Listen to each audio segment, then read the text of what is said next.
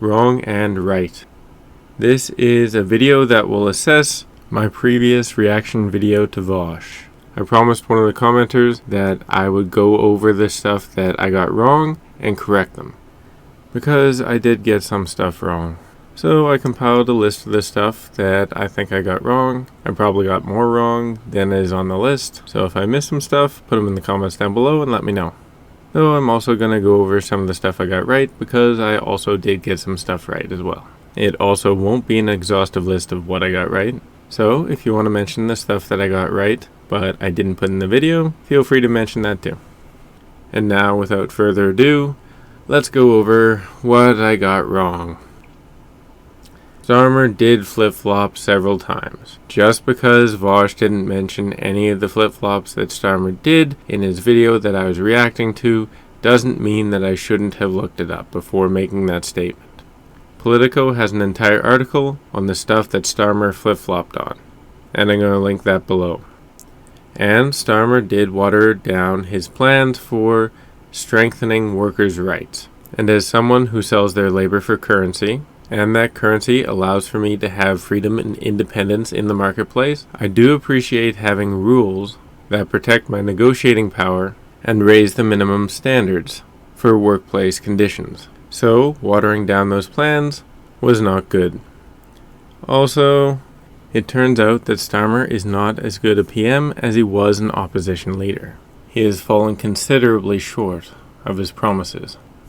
Now you can say that about most politicians, but this is still a disappointment, even if he is better than the Cons would have been, and definitely better than Corbyn would have been. And I will maintain that. I will still maintain that he is the least worst option for the UK. Though speaking of worst options, I did make the comment about Corbyn asking the Queen to make him Prime Minister, based on a rumor. It was an unacceptable mistake, and I own that. As bad a politician as Corbyn is, he did not do that, and I need to correct the record. It definitely fell short of my standards. Speaking of falling short, I did not add enough commentary on Vaush's opinions. A reaction video is supposed to have commentary throughout in order to make it interesting, and I failed in that respect. So when I make a reaction video in the future, I will make sure to have commentary throughout, because my last video was a failure. It is something that I do not wish to repeat. However, it wasn't a complete failure, because I did get some stuff right. First off being Starmer won easily, handily. Yes, he technically got fewer votes than Corbyn, but they were more efficiently spread. And as a political leader, it is your job to know and understand the political system that you are working within. If you want to get your policies passed, you need to win. And in order to win, you need to use the current system to its advantage. Corbyn did not, because Corbyn is a terrible politician. He does not know how to handle perception, and perception is a large portion of politics. And your policies are irrelevant if you don't get elected. And if you're presiding over a divided party, you spend a lot of your time fighting against yourself rather than fighting against your opponents. So regardless of what you think of Corbyn's policies, Corbyn's inability to adapt and his inability to use the system to his advantage, and his inability to craft and maintain the image of a person who is ready for a leadership position, makes him a terrible politician. Even after he stepped down, even after he was gone, the Conservatives brought up his name as an attack on the Labour Party. If your legacy is that your political opponents use your name to bash your political party, that means you have a bad reputation and you were toxic to your own party. And that is the antithesis of leadership. Starmer, on the other hand, united the Labour Party and presented a united front.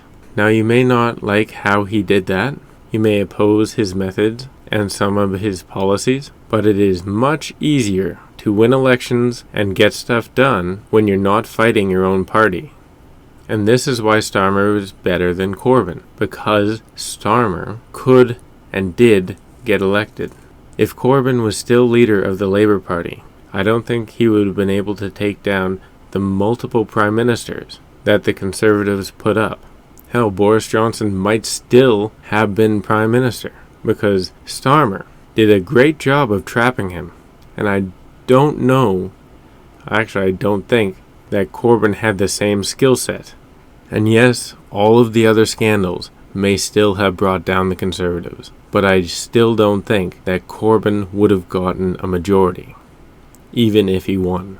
Corbyn likely would have gotten a minority and had to share power with other parties, which means his position would have been weaker and his policies watered down. So given how weak of a leader he was, how disjointed the Labour Party was, how toxic to the Labour brand he was, even if you like his policies, I don't see him doing much if he stayed in power. And Starmer, while a disappointment, is still the least worst option. Next on the list of what I got right, the culture war was relatively inconsequential in the election, which means Starmer's pivot away from the culture war was a good idea. To my knowledge, it did not hurt him in the campaign, and the Liberal leader over here in Canada is taking a similar tack and avoiding the culture war as much as he can, and I think that's a good thing. One, because I think it's a distraction from more pressing concerns, and two, because it's incredibly toxic. So avoiding the culture war as much as possible is a good fucking idea.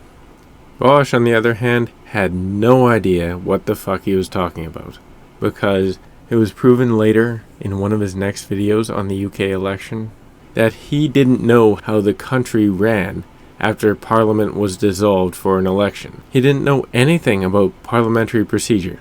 It's not that he didn't know the details. He didn't know the basics. That was embarrassing. You know what else is embarrassing?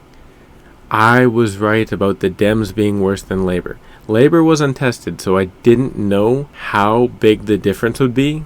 But the Democrats have been proven to be so much worse than Labour. The gulf of difference that is between Labour and the Democrats is as big as the Atlantic Ocean. Because the Democrats, in the face of the Republican government that is constantly doing illegal and unconstitutional shit, where they're slashing and burning everything and doing whatever they want, and suffering no consequences as a result, the only part of the government that is currently standing up to them is the courts, not the Democrats. And the GOP has proven that they will not respect the courts. They will not respect court orders. The largest amount of resistance that's been seen from the Democrats has been Bernie Sanders and AOC going around the country and rallying people and trying to use the bully pulpit. Bernie Sanders isn't even a Democrat. He's an independent. And AOC has no leadership role within the Democratic Party. She's basically been riding the coattails of Bernie Sanders and doing what she can, talking to people, informing people, to the point where the GOP is threatening to arrest her. That is the amount of resistance that could, in theory, make a difference if the rest of the Democrats were doing anything, but they're not. I mean, you could talk about Cory Booker making a 25-hour speech, but that didn't change anything. That didn't do anything. It was symbolic. Rallies, on the other hand, can inspire people. Can inspire people to do things, to communicate, to network. They actually have some basis of facilitating change. It's not much, especially considering the rest of the Democratic Party is doing fucking nothing.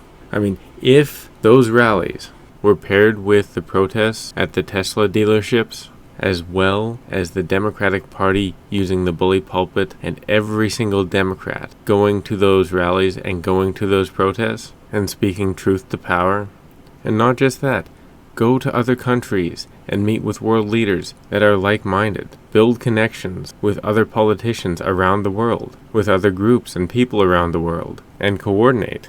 If the Democrats did all that, they might actually be able to turn the tide. But they didn't, and they won't. Because the rest of the Democratic Party is useless.